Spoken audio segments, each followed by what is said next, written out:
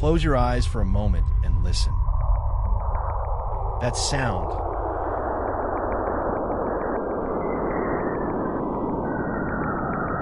That deep, resonant hum punctuated by static bursts and electromagnetic whistles isn't coming from a synthesizer or a sound effects library. It's not artistic interpretation or creative license. What you're hearing right now is the actual voice of Saturn, radio emissions captured by our spacecraft, translated into frequencies human ears can detect. Saturn is screaming into the void. It has been screaming for billions of years. We just couldn't hear it until we got close enough. For most of human history, we saw Saturn as a distant point of light, moving slowly against the background stars. Ancient Babylonian astronomers tracked its position. Greek philosophers tried to understand its motion. Renaissance scientists turned the first telescopes toward it and discovered something unprecedented. This planet, alone among all the wandering stars, wore a crown. We called it beautiful. We called it the jewel of the solar system. Poets wrote verses about its serene golden glow and mysterious rings. Even today, if you ask people to name the most beautiful object in space, most will say Saturn without hesitation. And they're right. Saturn is beautiful. But beauty, as we're about to discover, can be the most dangerous trap of all. This is the complete story of Saturn. Not the sanitized version you learned in school, but the real planet as revealed by decades of observation and exploration. It's a story of violence masquerading as serenity, of geometric impossibilities, of murdered moons and potential life hiding in unexpected places. It's a story about what happens when we look past surface beauty and confront the terrifying, magnificent reality underneath. By the time we're finished, you'll understand why some scientists call Saturn the Lord of Chaos. And you'll never look at those rings the same way again. Let's begin with the planet itself, stripped of rings and moons and all the decoration. Just Saturn, the second largest planet in our solar system, hanging in the darkness 1.4 billion kilometers from the sun. If you could somehow approach Saturn in a spacecraft, the first thing that would strike you, long before you notice the rings, is that something is wrong with its shape.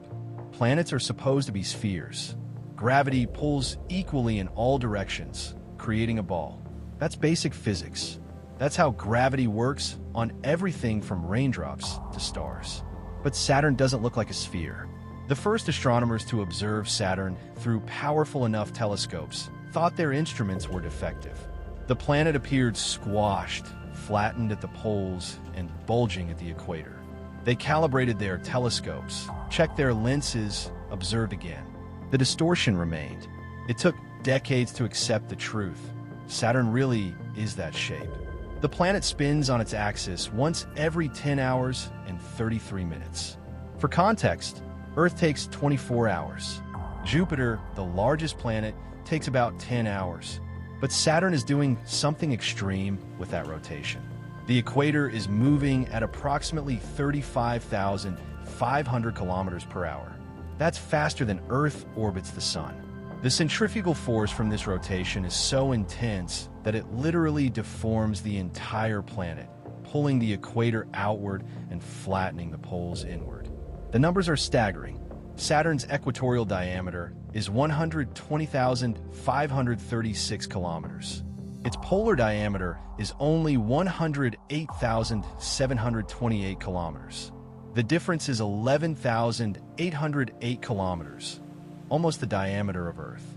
If you measured across Saturn through its equator, you'd travel nearly 12,000 kilometers farther than if you measure from pole to pole. Imagine taking a basketball and spinning it so violently that it transforms into the shape of a badly deflated beach ball, wider than it is tall. That's Saturn, a planet spinning so fast it can barely hold itself together. And here's what makes it even more bizarre. Saturn doesn't have a solid surface fighting against this deformation. The entire planet is gas. Well, not exactly gas. That's the simplified version. The reality is far stranger. Saturn is composed primarily of hydrogen and helium, the two lightest elements in the universe. Near the top of the atmosphere, yes, it's gas, thin, cold, relatively normal. But as you descend deeper into the planet, the pressure increases. And under enough pressure, hydrogen stops behaving like a gas. About 30,000 kilometers down, the pressure reaches about 1 million times Earth's atmospheric pressure. At this point, hydrogen transitions into a state called metallic hydrogen. The electrons are squeezed free from their atoms, and the hydrogen begins conducting electricity like a metal. It's neither solid nor liquid nor gas. It's something else entirely, a state of matter that doesn't exist naturally anywhere on Earth. Scientists believe that deep in Saturn's core, maybe 25,000 kilometers down, there might be a solid center. Rock and ice compressed to densities we can barely imagine. But we're not certain. We've never directly observed Saturn's core. We've only inferred its existence from gravitational measurements. What we do know is this.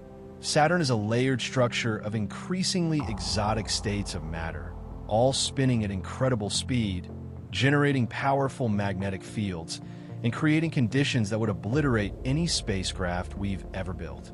If you try to fly down through Saturn's atmosphere, there would be no moment where you landed.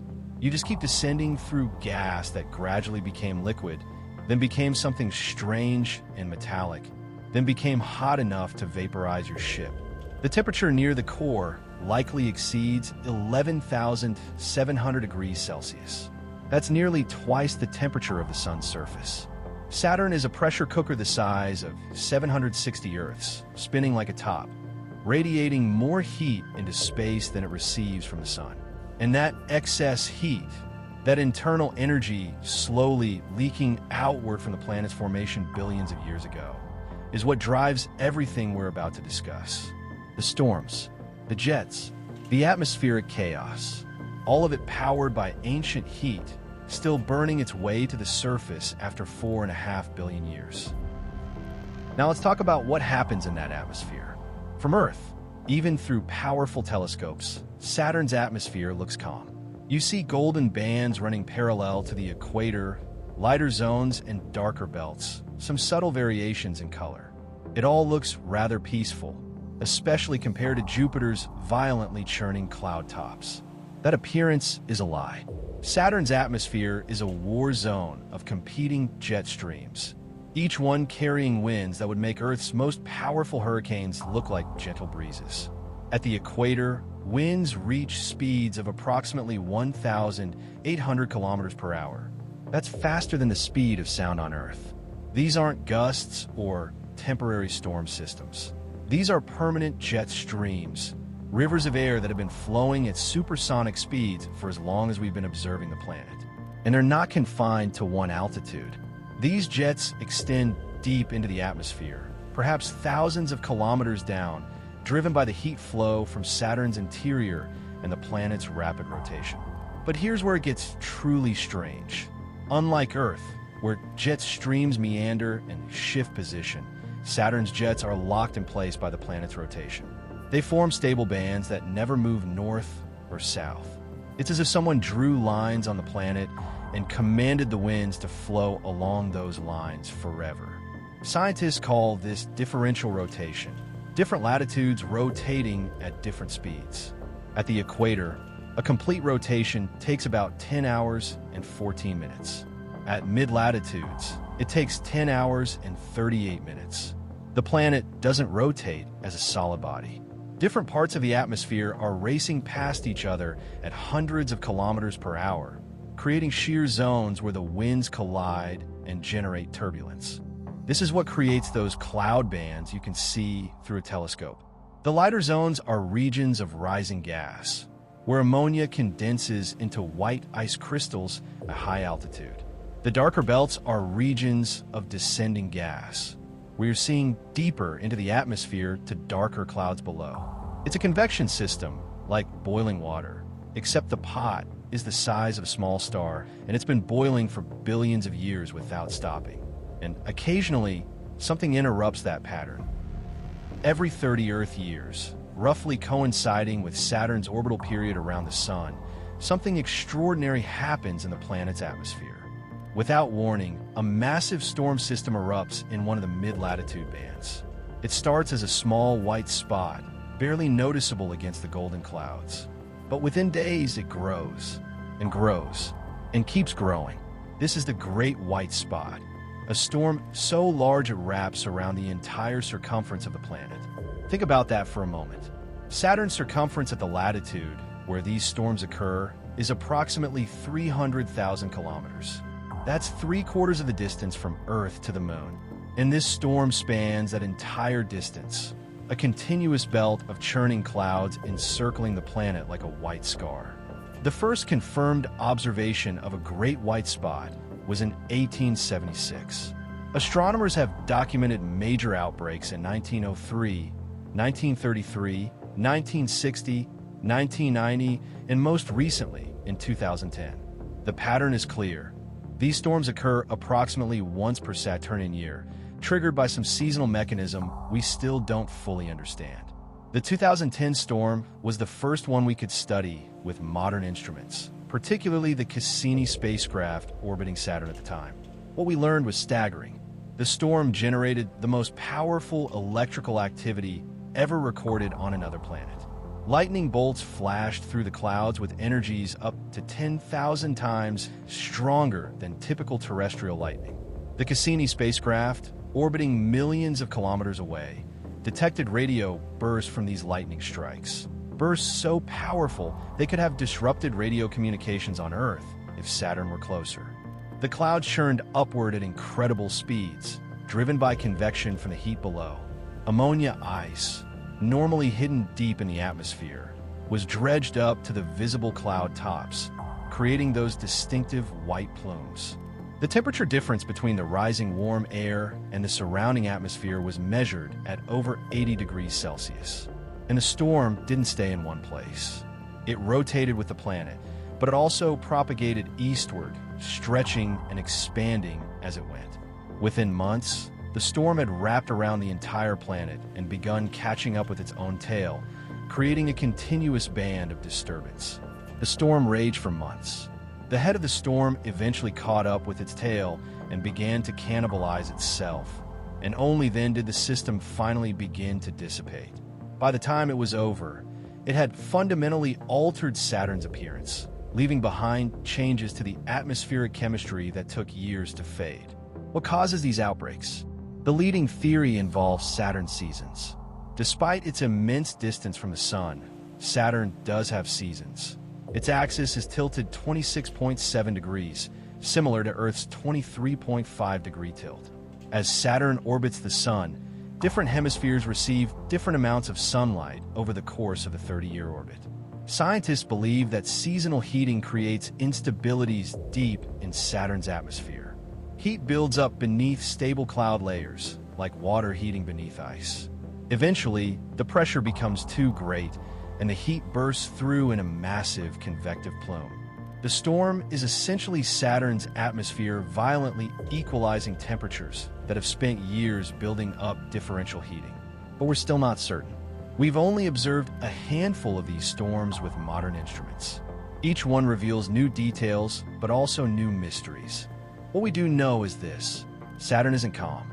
It's a bomb on a timer, detonating with planetary-scale violence every 3 decades, reminding us that beneath those serene golden clouds is an engine of chaos we're only beginning to understand. Now we need to talk about the North Pole. Everything I've told you so far, while extreme, at least makes physical sense. Fast rotation deforms the planet. That's centrifugal force. Heat drives convection and storms. That's thermodynamics. Jet streams form bands. That's fluid dynamics in a rotating system. But the North Pole breaks those rules. At Saturn's North Pole, centered almost perfectly on the axis of rotation, there is a hexagon. Not a circle, not an oval, not an irregular polygon or a hexagon-ish shape if you use your imagination. A precise, geometric, 6-sided figure with straight edges and sharp vertices. Each side of the hexagon is approximately 13,800 kilometers long. The entire structure is larger than Earth's diameter, and it's been sitting there, rotating, for at least 40 years, probably much longer. When Voyager 1 first imaged Saturn's North Pole in 1980, scientists thought they were seeing an imaging artifact. Surely nature doesn't make hexagons, especially not in turbulent fluid atmospheres on giant planets. They thought it might be a quirk of the camera, or a processing error, or perhaps some temporary atmospheric feature that would dissipate before Voyager 2 arrived. It didn't dissipate. Voyager 2 confirmed it in 1981. The hexagon was still there, unchanged. For the next 2 decades, we couldn't observe Saturn's North Pole. It was tilted away from Earth in our spacecraft. But when Cassini arrived in 2004, one of its first priorities was to image the North Pole again.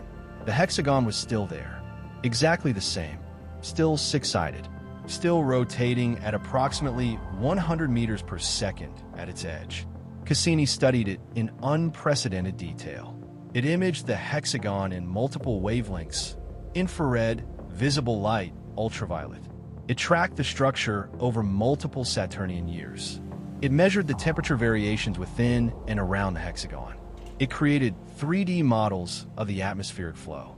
And what we learned is that the hexagon isn't just a surface feature. It's a deep atmospheric structure, possibly extending hundreds or even thousands of kilometers down into the planet.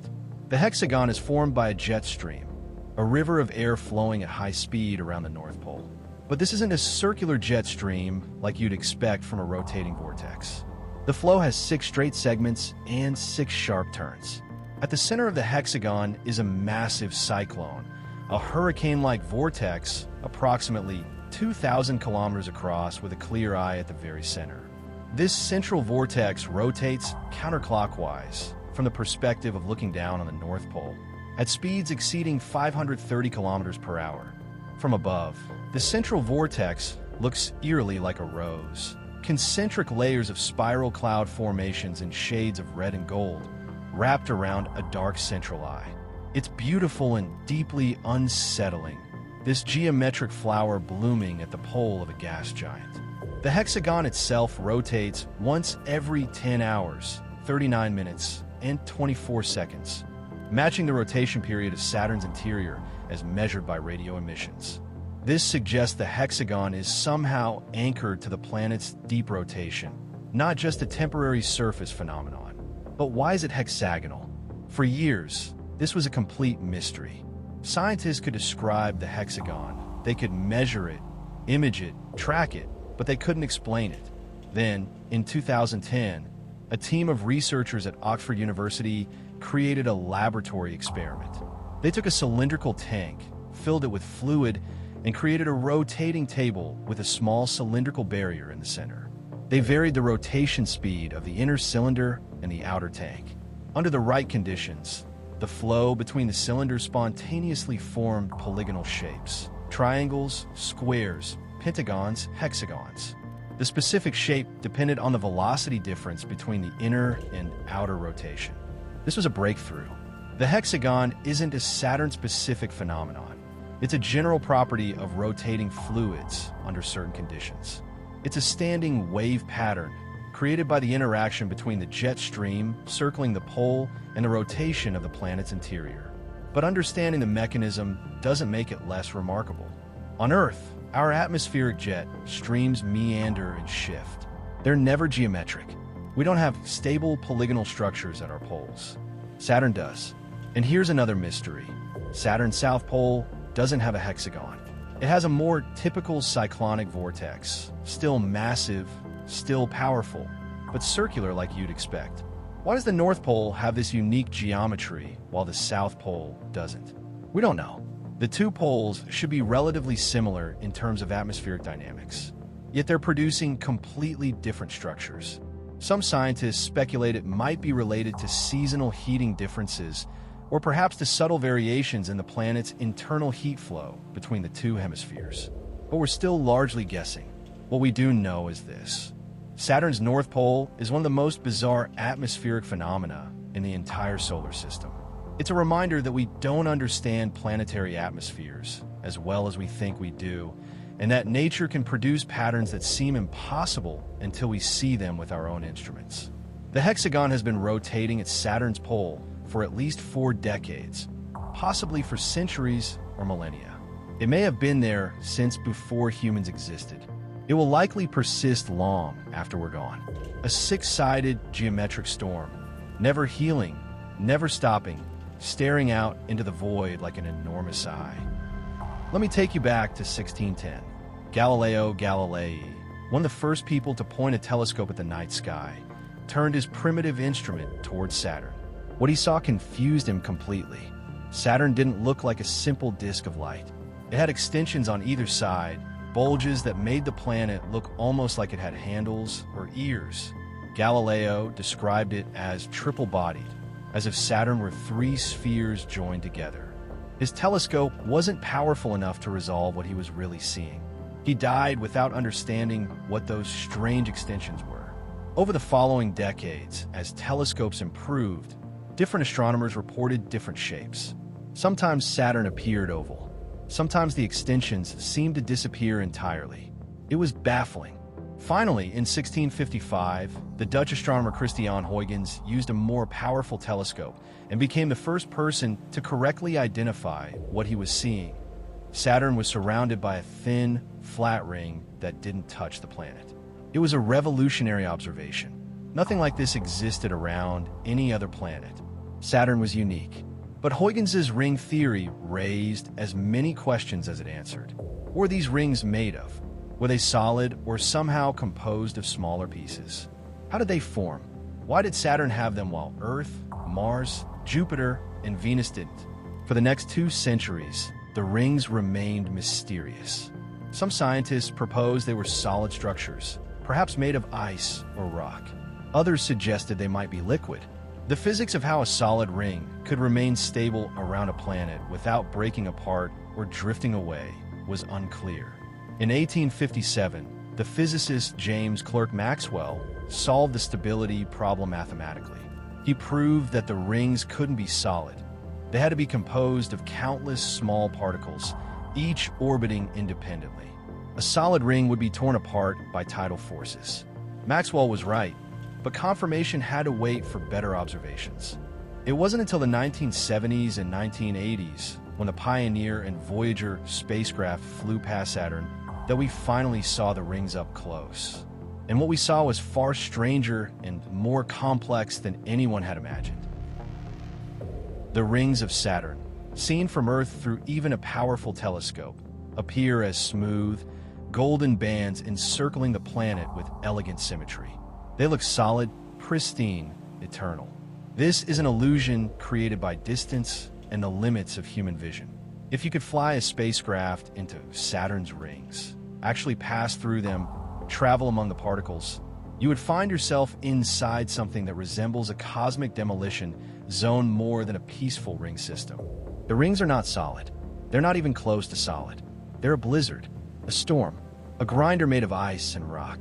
Saturn's rings contain billions upon billions of individual particles, ranging in size from tiny grains of dust barely larger than smoke particles, to car-sized boulders, to city block-sized chunks of ice.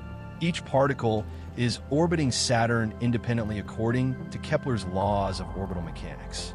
The particles closer to Saturn orbit faster. The particles farther out orbit slower.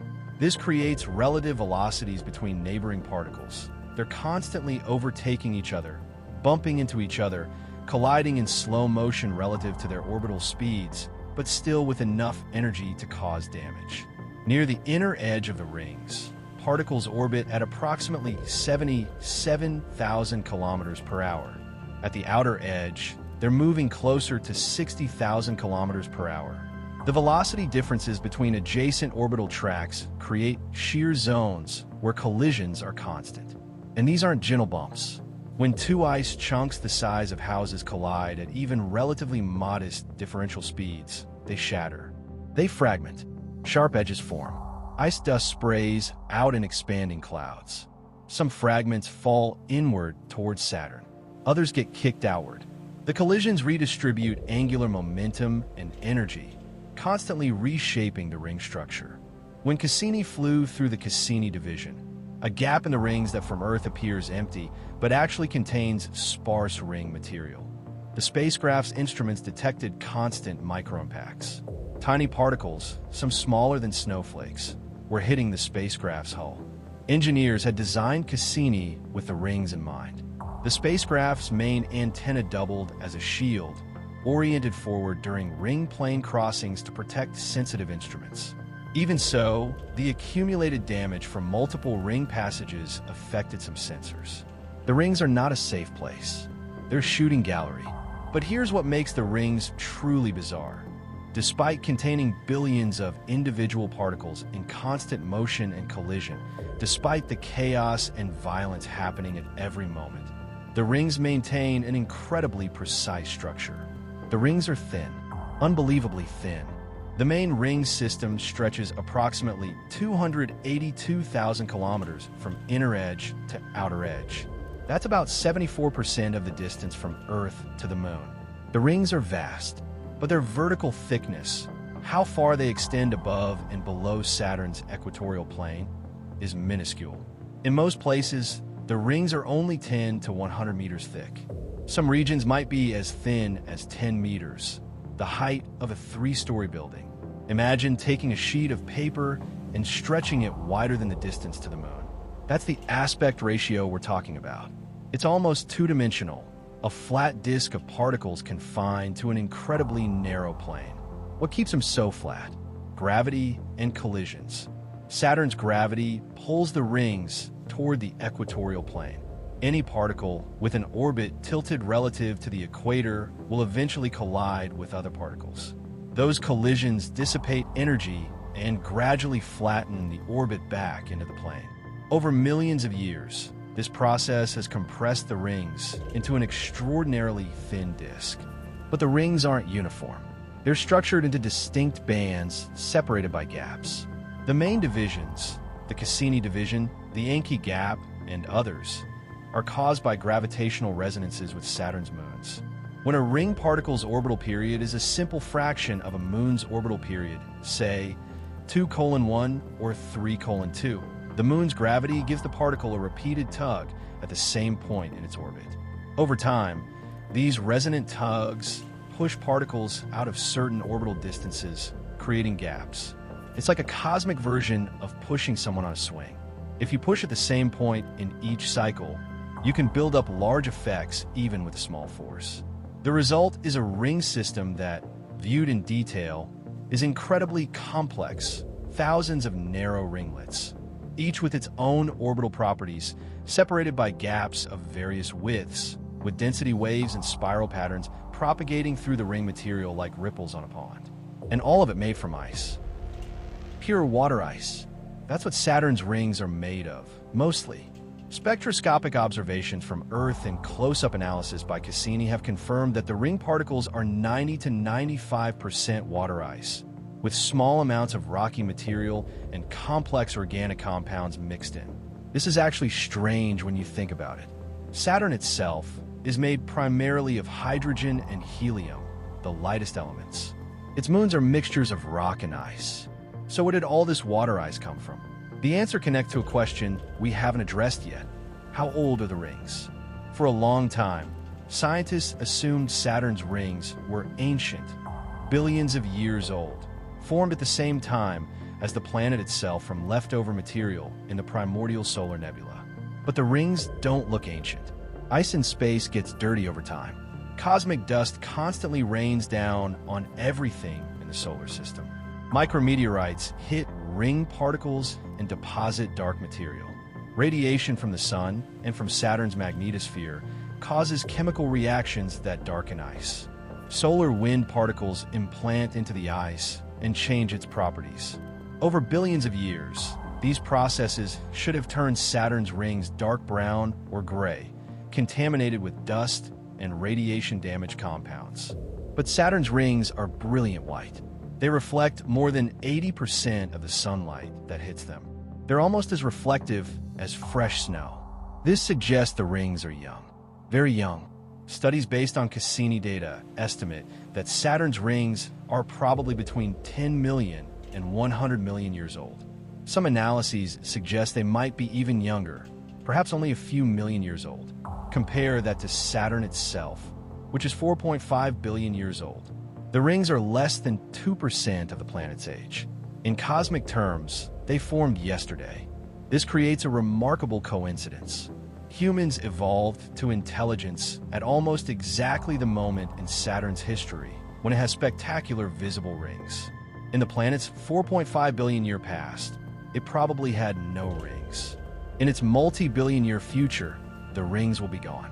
We exist in the tiny sliver of time when they're here. But that raises the obvious question. If the rings are young, what created them? The answer appears to be violence. The leading theory, supported by computer simulations and Cassini's final observations, is that Saturn's rings are the remains of a destroyed moon. Here's how it would have happened. Sometime in the past, perhaps 100 million years ago, perhaps more recently, there was a moon orbiting Saturn. Not a small moon like the captured asteroids in Saturn's outer moon system, but a substantial moon, possibly as large as Mimas or even Titan. This moon had orbited peacefully for perhaps billions of years. It had its own geology. If it were large enough, it might have had differentiation, a rocky core surrounded by a water ice mantle. It might have had surface features, craters, perhaps even internal activity. But something changed. Maybe a collision with another object altered its orbit. Maybe gravitational interactions with other moons in the Saturn system gradually pulled it inward over millions of years. Maybe it was simply bad luck.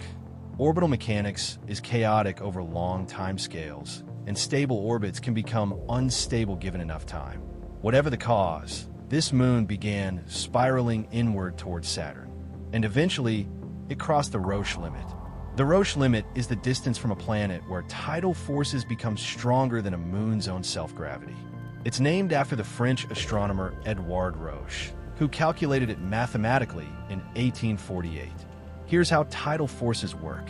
Gravity gets weaker with distance. The near side of a moon experiences slightly stronger gravitational pull from the planet than the far side. For a moon far from the planet, this difference is tiny, negligible compared to the moon's own gravity holding itself together. But as the moon gets closer to the planet, that difference increases. The near side feels much stronger pull than the far side. The moon starts to stretch. At the Roche limit, the stretching force exceeds the moon's ability to hold itself together through its own gravity. And the moon comes apart. For Saturn, the Roche limit is approximately 147,000 kilometers from the planet's center, well inside the orbit of the innermost major moon, Mimas. When our doomed moon crossed this boundary, Saturn's tidal forces began to tear it apart. The process wouldn't have been instantaneous. First, the moon would have deformed, stretching into an egg shape. Surface features would have cracked. If the moon had any internal oceans or molten regions, they would have been churned violently by the tidal forces. Then the crust would have begun to fracture. Massive cracks would have opened, possibly venting any internal volatiles into space. Finally, the structural integrity would have failed completely. The crust would have separated from the core. The moon would have fragmented into increasingly smaller pieces, each piece continuing to orbit Saturn, but now on independent trajectories. The larger fragments would have collided with each other, shattering into smaller pieces. Those pieces collided and shattered further. A cascade of impacts and disruptions, each generation of collisions creating more numerous but smaller fragments. Over time, perhaps thousands of years, perhaps millions, this debris field would have spread out along the moon's original orbit, forming a ring around Saturn. Collisions would have continued, grinding the fragments down to smaller and smaller sizes. The rocky material from the core would have been mixed with ice from the mantle. The whole structure would have flattened into Saturn's equatorial plane through the process I described earlier. What we're left with is what we see today, a vast ring of ice particles, ranging from dust to boulders, all orbiting in a flat disk, all that remains of a world that once existed as a coherent body. The rings of Saturn are a graveyard. When you look at those beautiful golden bands through a telescope, you're looking at the pulverized remains of something that used to orbit as a moon. You're seeing the scattered debris of a destruction event, frozen in time, slowly spiraling down toward the planet that killed it. And this raises a disturbing thought. Saturn has more than 140 moons currently orbiting it. Some of them have unstable orbits. Some of them are crossing paths with each other gravitationally. Saturn's current rings might not be its first. They might not be its last. This could happen again. Saturn isn't just a planet. It's a miniature solar system, a gravitational king ruling over a vast empire of satellites. As of the most recent count, Saturn has at least 146 known moons. That number keeps increasing as astronomers discover smaller and smaller objects in orbit around the planet. These moons fall into several categories. First, there are the major moons, the large, spherical worlds that have enough mass for their own gravity to pull them into round shapes. These include Mimas, Enceladus, Tethys, Dione, Rhea, Titan, and Iapetus. Each of these is large enough to have its own geology, its own surface features, its own story. Then there are the irregular moons, probably captured asteroids or comets, irregularly shaped, often orbiting in retrograde or highly elliptical paths. Many of these are probably captured objects from the Kuiper Belt or the asteroid belt, snagged by Saturn's gravity at some point in the past. Some of Saturn's moons orbit within the rings themselves, tiny shepherd moons, whose gravity helps to maintain sharp edges on some ring divisions. And some moons share the same orbit with each other, forever chasing each other around Saturn in a gravitational dance. But of all these worlds, two stand out as truly exceptional: Titan and Enceladus. These aren't just interesting moons. They're places that challenge our understanding of where life might exist in the universe. Let me tell you about them. Titan is enormous. At 5,150 kilometers in diameter, it's larger than the planet Mercury. It's the second largest moon in the solar system, only slightly smaller than Jupiter's moon Ganymede. But size isn't what makes Titan special. Titan is the only moon in the solar system with a substantial atmosphere, not a thin wisp of gas like you find around Io or Triton. Titan has a thick, dense atmosphere with a surface pressure 1.5 times that of Earth at sea level. If you stood on Titan's surface, you'd feel more air pressure than you do standing at Earth's ocean beaches. This shouldn't be possible. Moons aren't supposed to have atmospheres. They're too small. Their gravity is too weak to hold onto gases. Solar wind and radiation should have stripped away any primordial atmosphere billions of years ago. Yet Titan has kept its atmosphere. The reason is that Titan is cold, so cold that the most abundant gas, nitrogen, moves slowly enough that even Titan's weak gravity can hold onto it. The temperature at Titan's surface is approximately negative 179 degrees Celsius. At that temperature, nitrogen gas is sluggish, moving so slowly that Titan's escape velocity is sufficient to prevent it from bleeding away into space. But nitrogen isn't all that's in Titan's atmosphere. There's methane, about 1.4% of the atmosphere by volume.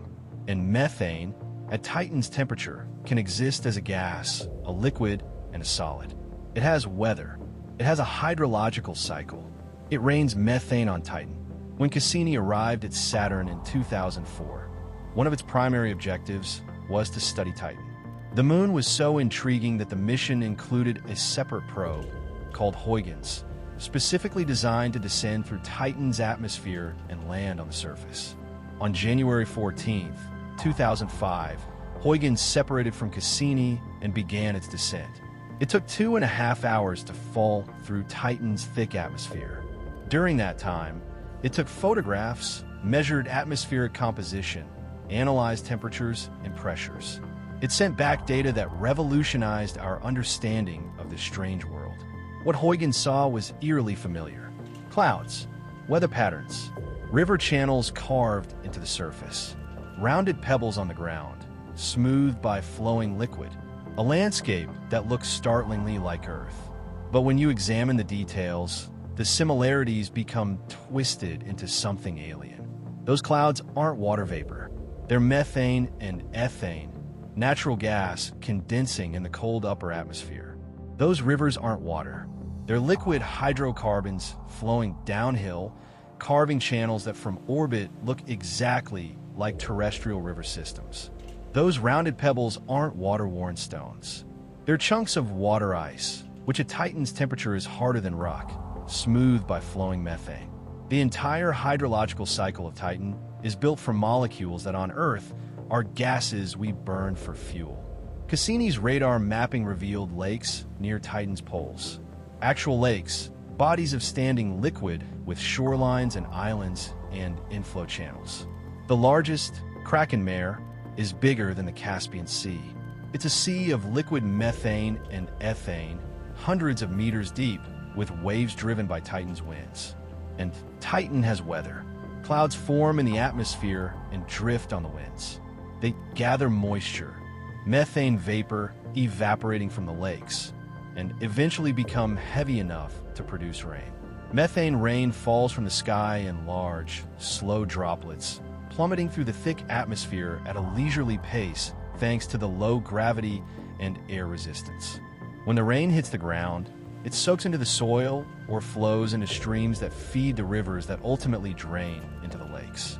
It's the same process as Earth's water cycle, just running on completely different chemistry. The ground itself is strange. Radar imaging and direct measurements from Huygens revealed vast regions covered in dark, fine-grained material. Hydrocarbon sediments created by chemical reactions in the atmosphere. These sediments pile up into dunes, massive linear dunes hundreds of meters high and hundreds of kilometers long, shaped by Titan's winds. These dunes are made of organic compounds, complex hydrocarbon molecules similar to soot or plastic. In Earth's atmosphere, similar compounds cause smog. On Titan, they're the dominant surface material in many regions. In all of this, the atmosphere, the lakes, the rain, the dunes, exists at temperatures so cold that water ice is rock hard, that liquid methane pools in surface lakes, that organic chemistry proceeds in ways completely alien to Earth. Titan is a world that superficially resembles Earth. It has weather, seasons, river systems, lakes, but built from an entirely different set of ingredients operating under completely different conditions. Some scientists wonder if life could exist on Titan. Not life like we know it. Not life that uses liquid water as a solvent and carbon-based biochemistry in warm conditions. But perhaps something else. Hypothetical life forms that use liquid methane instead of water, that operate at cryogenic temperatures, that are built from biochemistry we haven't imagined yet. We have no evidence that such life exists. But Titan provides the conditions: a liquid solvent, a source of energy, sunlight and chemical reactions, and complex organic chemistry. The ingredients are there, and there's another possibility. Beneath Titan's surface, maybe 100 kilometers down, there might be liquid water. Tidal heating from Saturn, combined with radiogenic heat from Titan's interior, might keep a layer of water liquid despite the frigid surface conditions. Cassini's gravity measurements suggest there might be a global subsurface ocean beneath Titan's icy crust. If that ocean exists, it would be a completely separate environment from the surface, a dark, pressurized sea insulated from the methane weather above. And in that ocean, life as we know it might be possible. Titan might harbor two completely different environments where life could potentially exist: a cryogenic surface with liquid methane and a subsurface ocean of liquid water. We don't know. We've barely scratched the surface of understanding this world. But Titan represents one of the most profound questions in planetary science. How weird can life get?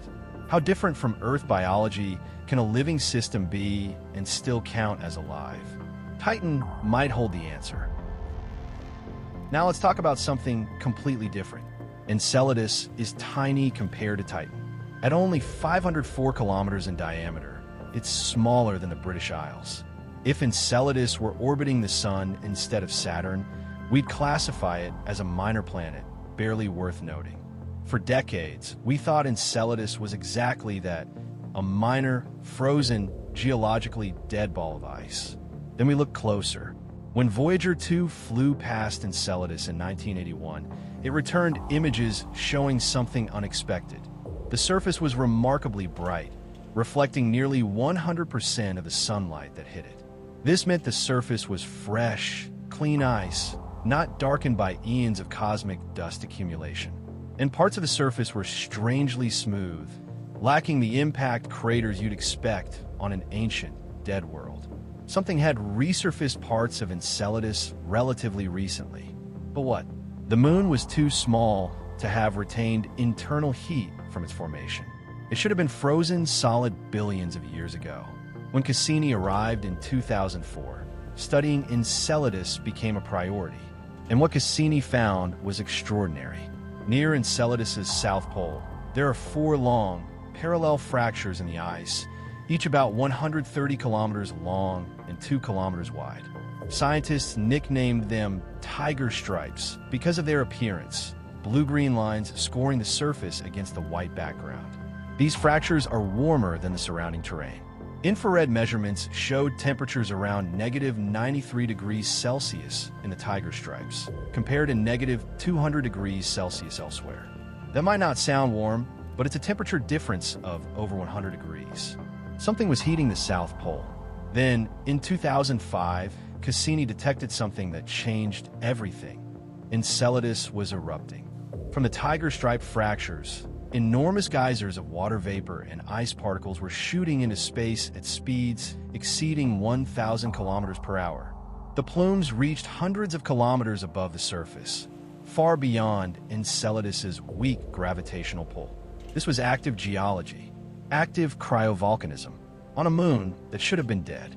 Cassini maneuvered to fly directly through the plumes, analyzing their composition with its instruments. Water, salt, organic molecules, carbon dioxide, molecular hydrogen, silica particles. These weren't just water geysers. These were samples from an ocean, a liquid ocean beneath Enceladus's ice shell, being vented directly into space where we could analyze it. Later analysis of Cassini's gravity measurements confirmed it. Beneath Enceladus's icy crust, there's a global ocean of liquid water approximately 10 kilometers deep, sitting on top of a rocky core. But how can water be liquid on a moon this small, this far from the sun? The answer is tidal heating. Enceladus orbits Saturn in resonance with 2 other moons, Dione and Tethys. These gravitational interactions make Enceladus's orbit slightly elliptical rather than perfectly circular. As Enceladus moves along its elliptical orbit, its distance from Saturn changes. When it's closer, Saturn's tidal forces are stronger. When it's farther away, they're weaker. This varying tidal force flexes Enceladus like you'd flex a rubber ball in your hand. That flexing generates heat through friction, the same way bending a paperclip back and forth makes it hot. Over millions of years, this tidal heating has been enough to keep water liquid beneath the ice, despite the frigid conditions at Enceladus's distance from the sun. And that liquid water is in contact with a rocky core. This is critical. On Earth, some of the most interesting chemistry for life happens at the interface between water and rock, particularly at hydrothermal vents on the ocean floor. These are places where seawater percolates down through cracks in the oceanic crust, gets heated by magma below, and then erupts back up carrying dissolved minerals and chemical energy. Life thrives at Earth's hydrothermal vents, strange ecosystems independent of sunlight, powered by chemical reactions between hot water and rock. Enceladus has the same basic setup: liquid water, a rocky core, and heat sources. The molecular hydrogen detected in the plumes suggests active reactions between water and rock, possibly driven by hydrothermal vents on the ocean floor. And the organic molecules, complex carbon-based compounds, indicate that the chemical building blocks for life are present. Enceladus has water. It has energy. It has chemistry. Everything you need for life as we know it. And unlike Europa or other ocean worlds where the water is locked beneath kilometers of solid ice, Enceladus is actively venting its ocean into space. We could sample it without even landing, just fly through the plumes and collect material directly from the ocean below. This makes Enceladus one of the highest priority targets for astrobiology in the entire solar system. NASA is currently planning a mission called Enceladus Orbiter, designed to return to Saturn specifically to study this tiny moon.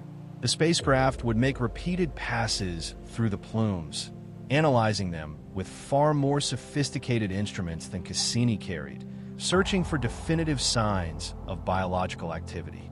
Because if life exists on Enceladus, if there are organisms swimming in that dark ocean beneath the ice, it would answer one of humanity's deepest questions. Are we alone? If life arose independently on two worlds in the same solar system, Earth and Enceladus, separated by over 1 billion kilometers, it would suggest that life is common in the universe. That wherever conditions are right, life find a way. Or perhaps life didn't arise independently.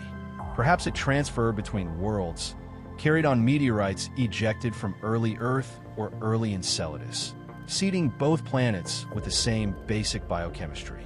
We don't know, but we have a means to find out. All we have to do is go back.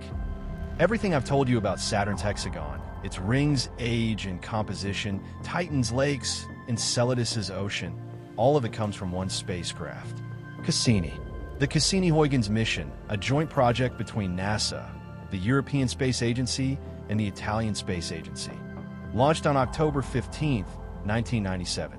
It took 7 years to reach Saturn, using gravity assists from Venus, Earth, and Jupiter to build up enough speed. The spacecraft was massive by planetary mission standards, 6.8 meters long and weighing 5,600 kilograms at launch, including fuel.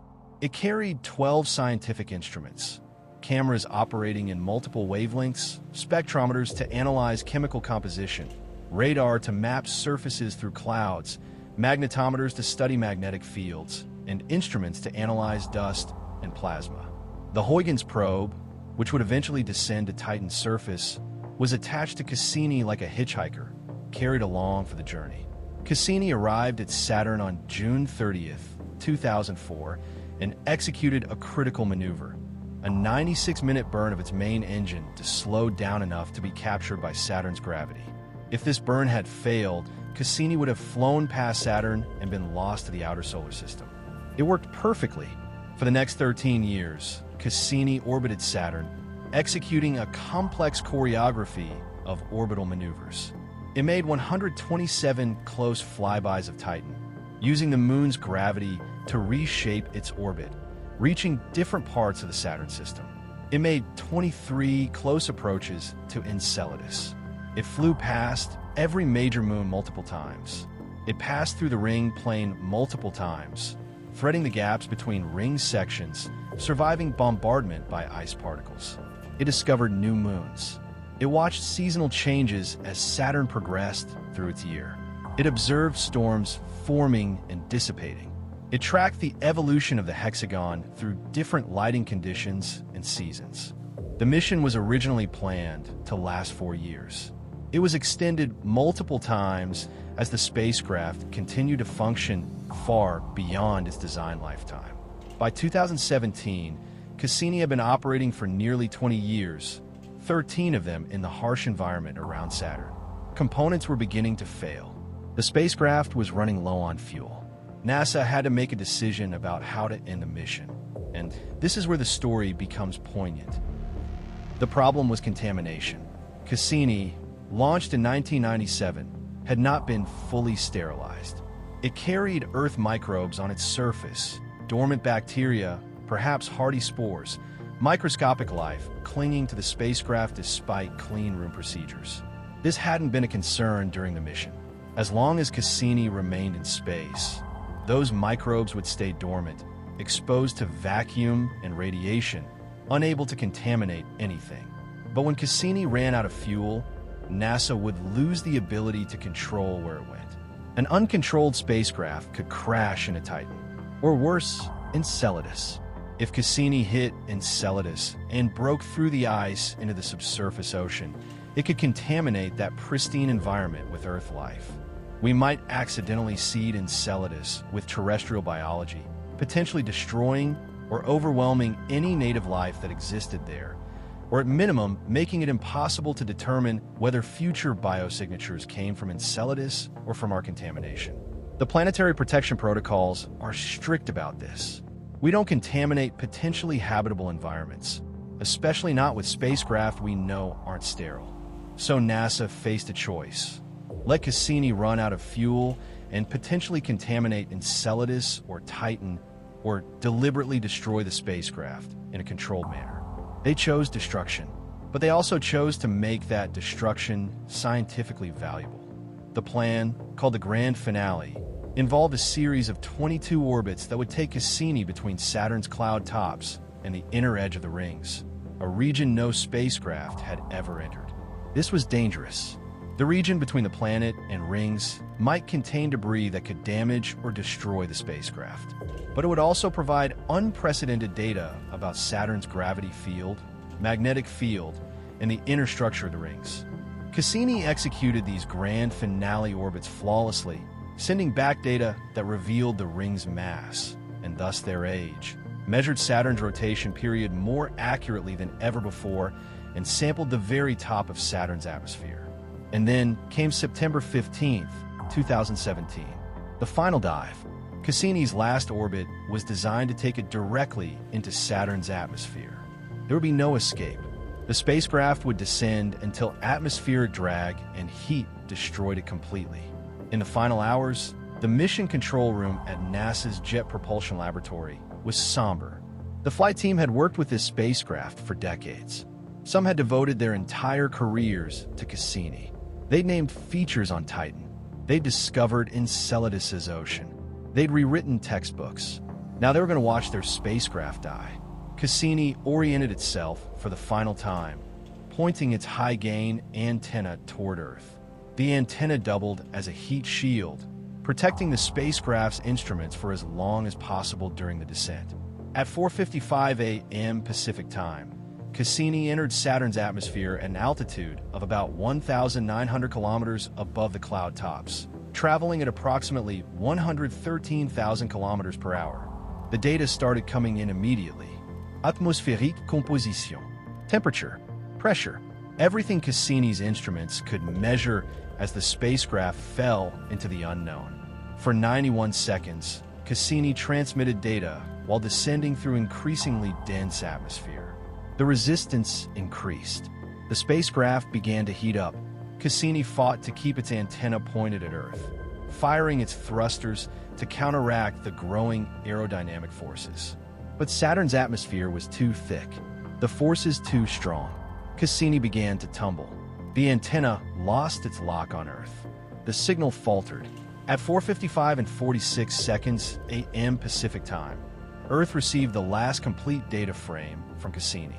The signal degraded into static, then disappeared entirely. Cassini was gone. In those final moments, atmospheric friction heated the spacecraft to thousands of degrees. The aluminum structure melted. Components vaporized. The plutonium power source, 238 pounds of plutonium-238 dioxide that had powered Cassini for 20 years, became part of Saturn's atmosphere. Its atoms dispersed into the planet's hydrogen-helium mix. Cassini became part of the planet it had studied. In a sense, the spacecraft achieved what few explorers do. It merged with the subject of its exploration, adding its own atoms to the world it had devoted its existence to understanding. Cassini's death left us blind at Saturn. For the first time since 2004, we have no active spacecraft studying the planet up close. Everything we learn now must come from Earth-based telescopes or from Hubble and James Webb, all observing from over 1 billion kilometers away. We can still track the major storms. We can monitor seasonal changes. We can watch the Hexagon's evolution, but we can't see the details. We can't fly through Enceladus's plumes. We can't study Titan's weather patterns up close. We can't measure subtle changes in the rings or discover new moons. The loss is profound, but what Cassini gave us is permanent. The spacecraft returned 453,048 images. It collected 635 gigabytes of scientific data. Its discoveries generated over 4,000 scientific papers. We learned that Titan has weather and lakes and seasons. We discovered Enceladus's ocean and its potential for life. We determined the rings are young and will eventually disappear. We watched Saturn's polar hexagon through multiple seasons. We mapped the moons in unprecedented detail. Cassini changed how we think about where life might exist in the solar system. Before Cassini, the focus for astrobiology was on Mars, a rocky planet with ancient water the most Earth-like world we knew of. After Cassini, we're equally interested in ocean worlds. Enceladus, Europa, Titan, places that look nothing like Earth on the surface but might harbor environments where life could thrive beneath ice or in exotic chemistry. And the mission demonstrated that we can execute extraordinarily complex robotic exploration. Cassini operated for 20 years, far beyond its design lifetime.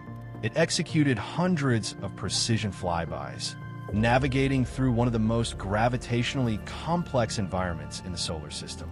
We proved that we can explore the outer solar system systematically, thoroughly, and successfully. But now we face a gap. The next mission to Saturn isn't scheduled to launch until the 2030s at the earliest. That's a 15-year gap in continuous observation, maybe longer depending on funding and political priorities. During that gap, we'll watch from a distance as Saturn progresses through its seasons, as the Hexagon evolves, as storms erupt and fade. We'll wonder what Cassini would have seen if we're still there. And on Enceladus, in the ocean beneath the ice, if there's life swimming in those dark waters, it will continue undiscovered, unobserved, unknown, waiting for us to return. Let me tell you something that might change how you look at Saturn. The rings are dying.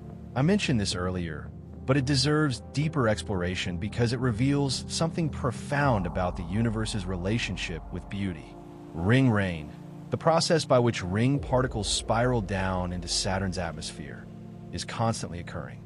The ring system is losing mass at a rate of approximately 432 to 2,870 kilograms per second, depending on which studies you reference. Let's use the higher estimate to understand the timescale.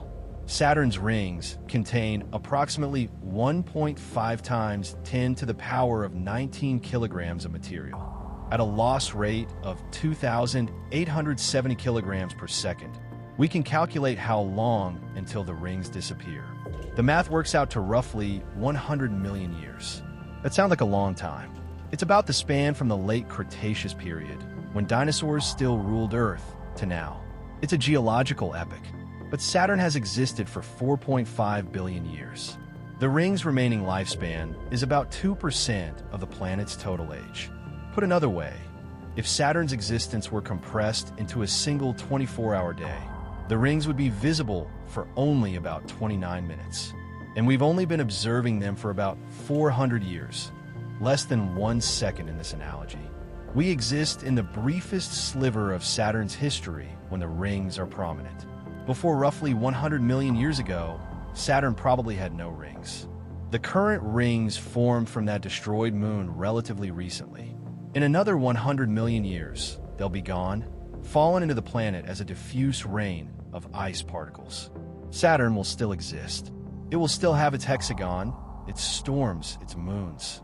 But it will look ordinary, just another gas giant without ornamentation. Future astronomers, if humanity still exists, will study Saturn without rings. They'll read historical accounts from our era describing Saturn's spectacular appearance, and they'll look at a plain spherical planet, unable to see what made it special to us. This is cosmically unfair in a certain sense. The most beautiful object in our solar system is temporary. It exists for a geological instant and then vanishes. But perhaps that's what makes it precious. Nothing lasts forever. Not mountains, not oceans, not planets, not stars. Everything we consider permanent is actually temporary when viewed on cosmic timescales. The rings force us to confront this reality. We can literally calculate their expiration date. We know they're dying. We can measure the rate of their death. And yet we still call them beautiful. We still send spacecraft to study them. We still dedicate careers to understanding them, even knowing they're doomed. Maybe that's the point. Throughout this journey, we've encountered a persistent theme, the contradiction between appearance and reality at Saturn. From Earth, Saturn appears peaceful. The rings look solid and eternal. The atmosphere seems calm. The whole system radiates serenity. A golden planet with a delicate crown, floating gracefully in the dark. Every single element of that appearance is deceptive. The rings aren't solid. They're a collision zone of billions of ice chunks slamming together at thousands of kilometers per hour. They're not eternal. They're the recent debris from a destroyed moon, already raining down into the planet's atmosphere. The calm atmosphere is actually a zone of supersonic jet streams, with storm systems large enough to engulf multiple Earths, powered by heat from the planet's formation still bleeding into space after 4.5 billion years. The peaceful golden clouds hide a hexagonal geometric storm that's been raging for decades at minimum, possibly for centuries, a phenomenon that shouldn't exist according to our normal understanding of fluid dynamics. Beauty and violence aren't opposites here. They're the same phenomenon viewed at different scales. This is true beyond Saturn. Think about a waterfall. Beautiful, peaceful looking from a distance.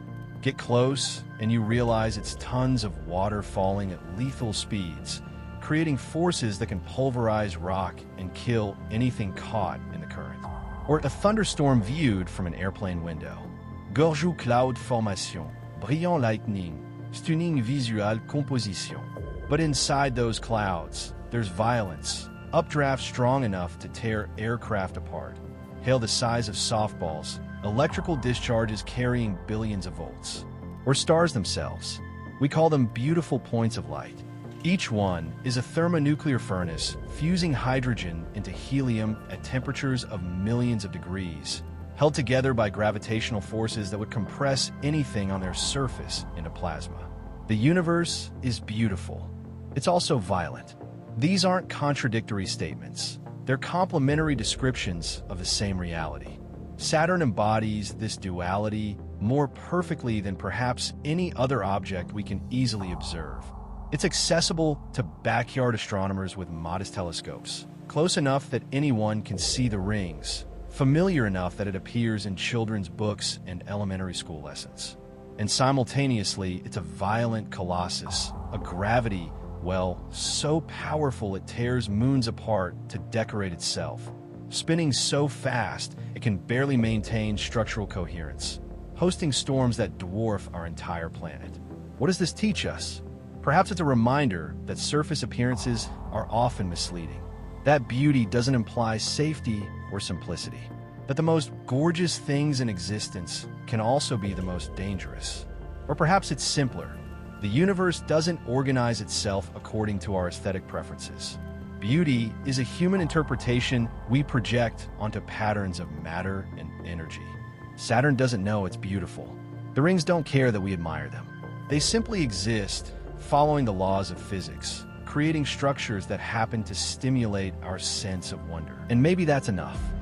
Let's return to the question that might matter most. Is there life at Saturn? Not on Saturn itself. The conditions on the planet proper are too extreme, but on its moons, specifically on Enceladus and possibly Titan. Enceladus, as we've discussed, has everything we think life needs.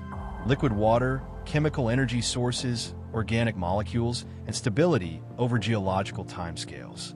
The case for Enceladus harboring life isn't proven, but it's plausible. The ingredients are there. The environment seems suitable.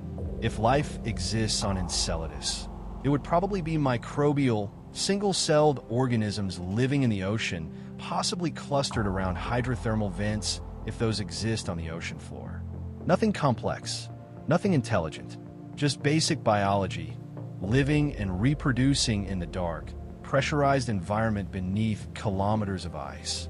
But even microbial life would be profound, because if life arose independently on Enceladus, if it represents a second origin of biology separate from Earth, that would suggest life is common in the universe. Think about it. If life appeared twice in the same solar system, under very different conditions, Earth's surface ocean versus Enceladus's subsurface ocean, that implies life emerges wherever conditions permit. The universe might be teeming with biology, most of it microbial, most of it in environments we wouldn't traditionally consider habitable. Ocean worlds might be the most common environment for life in the galaxy. We tend to focus on planets in the habitable zone around stars, the distance where liquid water can exist on a planet's surface. Earth is in our sun's habitable zone. We search for exoplanets in their stars' habitable zones. But Enceladus is nowhere near the sun's habitable zone. It's in Saturn's habitable zone, the distance where tidal heating can keep subsurface water liquid despite frigid surface conditions. Every gas giant, might have moons like Enceladus. Every ice giant, the galaxy might contain billions of ocean worlds, each one potentially harboring life. And we've been looking in the wrong places by focusing only on rocky planets near their stars. This would reshape our understanding of where to search for life. And then there's Titan, which presents a different question entirely. Titan probably has a subsurface water ocean too, similar to Enceladus. That ocean might be habitable, but Titan's surface environment is unique. Liquid methane lakes, organic chemistry, chemical energy from sunlight. Could life exist in liquid methane at cryogenic temperatures? We don't know. Our only example of life uses liquid water and operates in a relatively narrow temperature range. We don't know if that's the only possibility or just the only possibility that happened to develop on Earth. If Titan harbors surface life, it would be built from completely different chemistry than Earth biology. It might not even be recognizable as life by our current definitions. How would we detect it? What would we look for? These are open questions. We're developing theories about alternative biochemistries, weird life scenarios where organisms use different solvents, different chemical pathways, different energy sources. But theory is cheap. What we need is data. What we need is to go back. Humanity will return to Saturn. The question isn't if, but when and with what capabilities. Several missions are in various stages of planning. Dragonfly is a NASA mission currently scheduled to launch in 2028, arriving at Titan in 2034. It's not an orbiter like Cassini. It's a rotorcraft, a drone designed to fly through Titan's thick atmosphere and land at multiple sites. Think about that.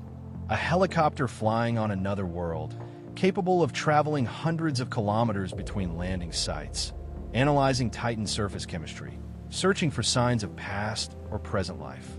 Dragonfly will study Titan's methane cycle, its organic chemistry, and the potential for prebiotic chemical evolution. It might even sample the subsurface water ice to determine if water and organics have mixed, creating conditions suitable for biochemistry. Enceladus Orbiter is a concept mission that would return specifically to study Enceladus's ocean. It would make dozens of close passes through the plumes, analyzing their composition with far more sophisticated instruments than Cassini carried. The goal would be to search for definitive biosignatures, amino acids, phospholipids, specific isotopic ratios that would indicate biological activity rather than just chemistry. If funded, it might launch in the 2030s. Beyond these specific missions, there's growing interest in developing new technologies specifically for ocean world exploration. Imagine a spacecraft that could land on Enceladus, melt through the ice shell, and deploy a submarine into the ocean below. Engineers are seriously working on this concept. The technical challenges are enormous. You're talking about melting through perhaps 20 to 30 kilometers of ice while maintaining sterility to prevent contamination, then operating a robotic submarine in an environment we've never directly observed.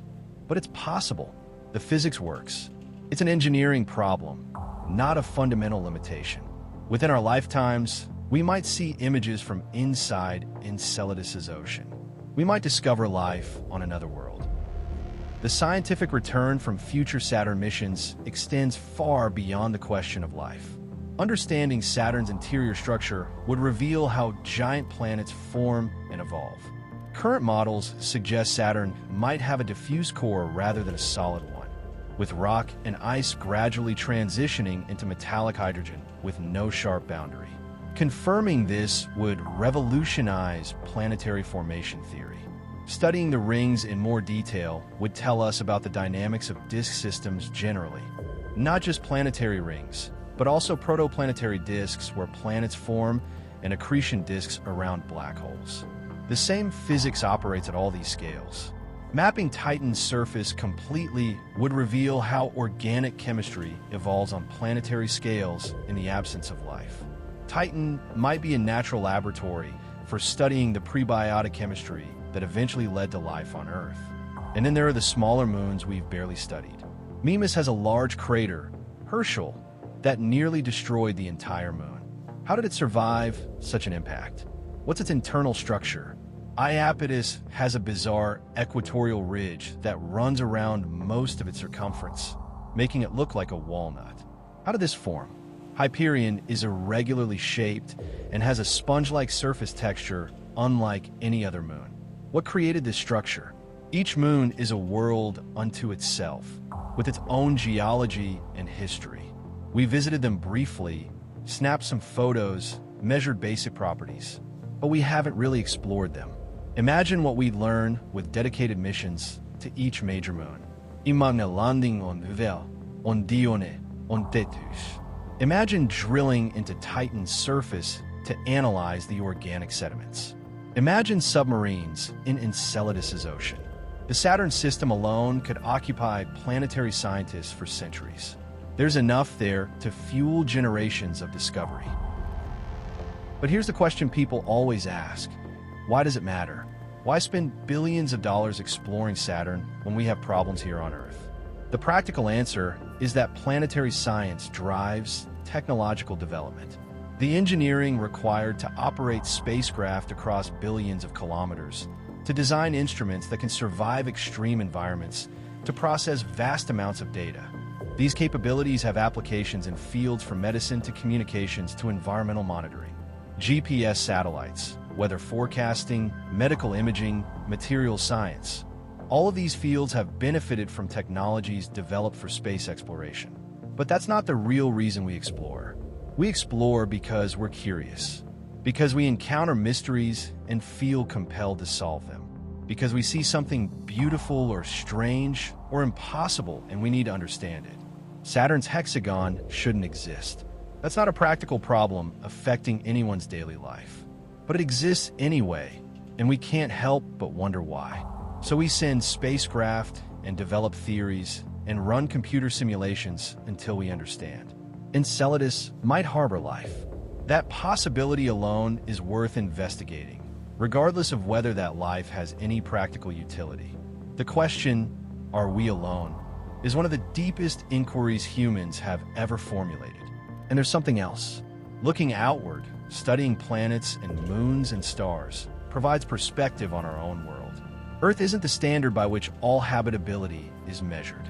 It's one example among potentially billions.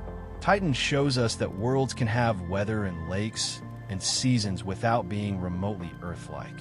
Enceladus demonstrates that life might thrive in environments we never naturally consider habitable. This expands our conception of what's possible. And when we look at Earth from the perspective of a planetary scientist studying the solar system, we see our home world differently. We notice the thin blue line of atmosphere protecting us from vacuum. We appreciate liquid water oceans as a rare and precious resource. We understand that our climate is a delicate balance that can shift dramatically. The same tools we use to study Venus's runaway greenhouse effect or Mars's lost atmosphere help us understand climate change on Earth. The same models we develop for Saturn's atmospheric dynamics help us predict hurricanes and jet stream behavior in our own atmosphere. Exploring other worlds teaches us about our own. But beyond even that practical benefit, there's something fundamental about exploration that speaks to human nature. We're a species that migrated out of Africa to populate the entire globe.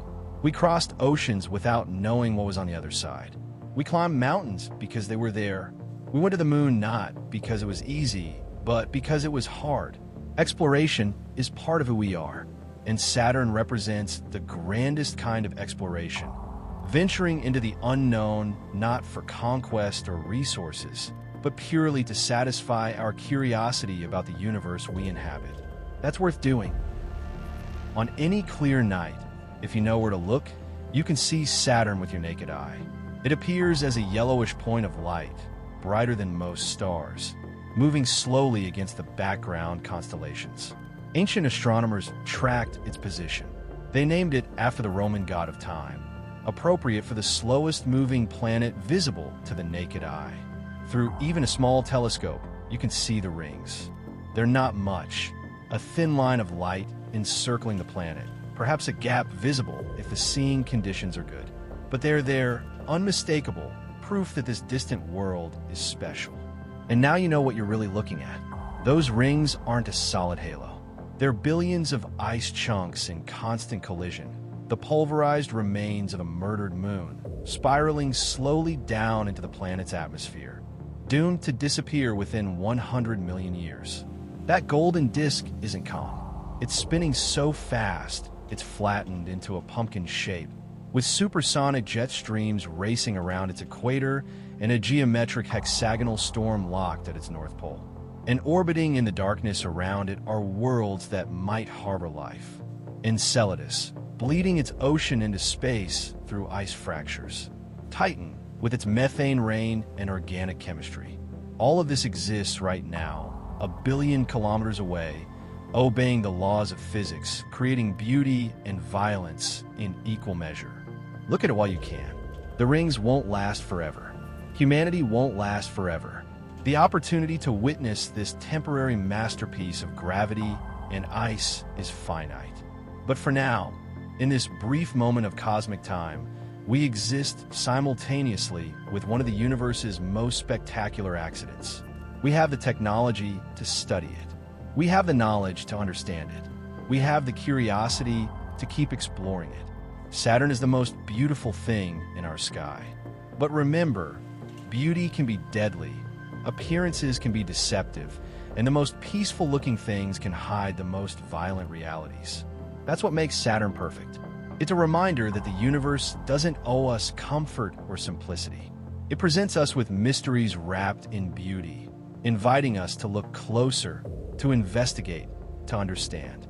And when we accept that invitation, when we send our machines across 1 billion kilometers to study a planetary system we'll never physically visit, when we dedicate careers and billions of dollars to answering questions that have no immediate practical application, we're doing something fundamentally human. We're exploring, not for survival, not for resources, but because we're curious, because we're capable, because the universe is vast and strange, and we want to understand our place in it. Saturn will be there tomorrow night, and the night after, visible in the sky if you know where to look. The rings are dying. The hexagon is still spinning.